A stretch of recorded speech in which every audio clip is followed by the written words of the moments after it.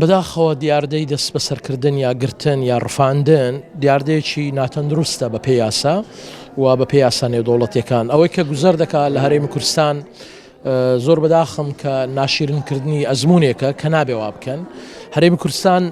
ناتوانێت ینی لەم بارودۆخی کە لە ناوچەکە و لە هەرێمەکە هەیە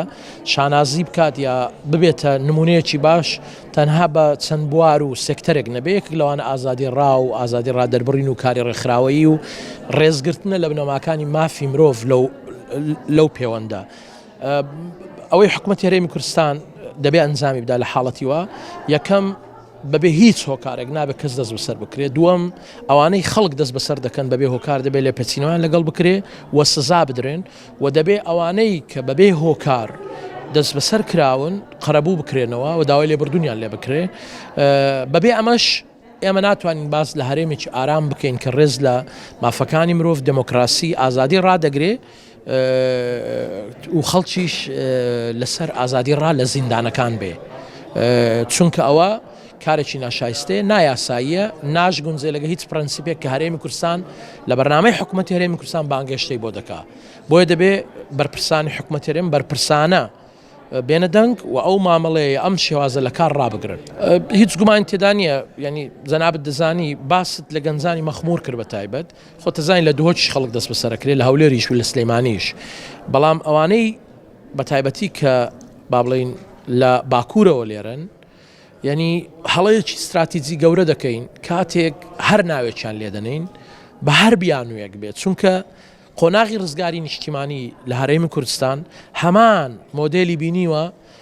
زۆر جار شاخەکانی باکوور پێگە و پەنای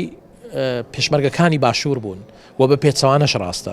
ڕاستە حکوومەتی هەرێمی کوردستان ئارم یا شعاری ئاشتی و دموکراسی بۆ ئەو ناوچانە هەڵگرتووە، بەڵام خەباتی ڕزگاری نیشتیمانی و گەنجان کە لەو بوارەکارەکە ناکرێ بخرێتە خانەی تیرۆر، چونکە ئەگەر تۆ ناوزەندیکەی بە تیرۆر واتە تۆ لە لەدایک بووی بە تیرۆریست، چونکە تۆ هەموو ژیانت خەباتی ڕزگاری نیشتیمانی بووە لە دژی ستەم، لە دژی زۆرداری، لە دژی نادادی، لە دژی نادموکراسی. بۆیە بە بۆچوونی من ئەوەی گوزەر دەکات لەژێر هەر تایتڵێک بێ هەڵەیەکی گەورەیە، ئەوەی کە پێویستە بکرێ ئەوەیە دوولایەنەیە، لایەنێکە بێ ڕەچاویەوە ئەزمونە بکە، لایەنەکەی تر دەبێت ئەم پرۆسەیە داڵدە بداوە کاری دموکراسیانەی لەسەر بکە و هەوڵدا خەباتی ڕزگاری نیشتیمانی نەتەوەیەک لە شوێن و پێگەی ئاسایی خۆی بێ ڕۆڵی ئیجابی بجێڕێ کە هەندێک جار هەندێک ئەزمون هەیە. هەرێمی کوردستان لە باشوور هاوکارێکی باشی باکوور یا ڕۆژئاوا یا ڕۆژهەڵات دەبێت دەکرێت ئەو نمونە باشانە درێژەی پێ بدرێت، نەک نمونە خراپەکان کە کورد دژی کورد شەڕی کردووە کە ئەمە بە نەتیجە دەرەنجامێکی سەلبی بەسەر هەموواندا هەیە، نەک بەسەر لایەک لە دژی لایەک، و دەبێت دڵنیاش ببینەوە لە ناو دەوڵەتی دموکراسیەت گەشە دەکات، لە ناو دەوڵەتی ئیستبداد هەر ئیستبداد گەشە دەکات کە هیوا دەخوازین ئەمە دەرس بێ یا سوودی لێوەرگیرێ و دەست بەجێ ئەوانەی کە دەگیرێن لەسەر ئازادی ڕایە ئینتیمای سیاسی بەربدرن. بە دڵنیاییەوە ئەم هەڵمەتانەی کە لەلایەن ئاسایشەوە دەستی پێکردووە و بەردەوامیشی هەیە، زۆرێکە لە ڕواندنی تۆی دووبەرەچی و ناکۆچی لە نێوان تەواوی پێکاتەکان لە هەرێمی کوردستاندا و نەبوون و لاوازکردنی ئینتیمای ناوتەواتێ لەلایەن گەنج و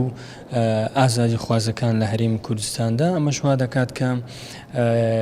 گەنجان کە وەکو دەیبینین بە ڕێژەیەکی زۆر ڕوو لە هەندەران و دەرەوەی وڵات بکەن بەوەی کە هەرێمی کوردستان ژینگەیەکی لەبار نییە بۆ دەربڕینی ماف و ئازادیەکان داواکردنی مافە سەرەتاییەکانی ژیان لە هەرێمی کوردستاندا. دیارە بۆ خۆی ئەمە کارەساتە، ئەمە نەبوونی یاسا لە وڵاتە، نەبوونی قانونە لە وڵاتە، ئەمەی ئەمان دەیکەن ئەمە لە هیچ وڵاتێکان نەبوو، ئەمە وڵاتێکی دیکتاتۆر وڵاتێکی بێسەرەوبەرە ئەم کارانە دەکەن. قوتابیە کە لە هەر شوێنێ بێک زۆر تۆ مەخموور ئەگەر بە خاچی خۆی دەزانی قوتابێک کە هاتۆ لێرە کاسبی دەکات و دەخوێنێ بە چه مافێک دەیگیری، بە چه حەقێک دەیگیری بەبێ ئەوەی هیچ ڕوونکردنەوەیەک بدەیت. تۆ هاتووی کۆمەڵێ گەنج کۆمەڵی قوتابی لە زیندانەکانی خۆتی دەکەی، زیندانی حزبیە تەبعانەوە زیندانی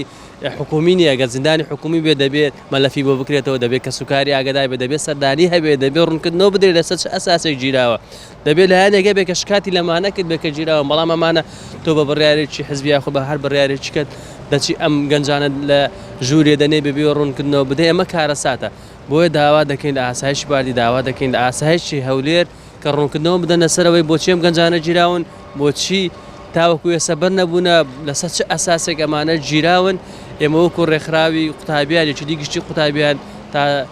داوا دەکەین مافی ئەو قوتابیانە پارێزراو بێت داوا دەکەین ئەو قوتابیانە ڕێزیان لێ بژیرێت داوا دەکەین ڕوونکردنەوە بدەنە سەر چه ئەساسێک ئەم گەنجانە گیراون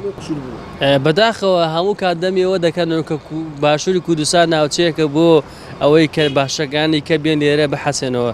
چۆن حەسانەوەیەک لە زیندان بەحەسێنەوە ئەمە کارەسات ئەمە جێگەی پرسیارە کاکە نەک قوتابی کۆمەڵی ڕۆژنامەنووس کۆمەڵێک چالاکەوان ئەمانە گیراون تاوەکو ئێستا دانەوە بە تۆمەتێک گیراون تاوەکو ئێستا نەهیچ ڕوونکردنەوەیەک نەهیچ لایەنێ خۆیەکە بە بەرپرس لە مەوزوعە هەرچیەک ڕخنە بگرێت هەرچیەک تۆزە چالاک بێت هەرچیەک کارێکی سیاسی بکات تۆ باسی کاری سیاسی ئازاد دەکەی باسی ڕێکخراوی ئازاد دەکەی کەسێک ناتوانێت بە ئازادی شکا یەکسەر لە زیندانەکانی دەنێت بەبێ ڕوونکردنەوەیەک بەڕاستی پێشەکردنی مافەکانی مرۆڤە بەڕاستی پێشەکردنی یاسا نێودەوڵەتیەکانە بەڕاستی ئەمە کارەساتە کە لە وڵاتە ڕوو دەدەن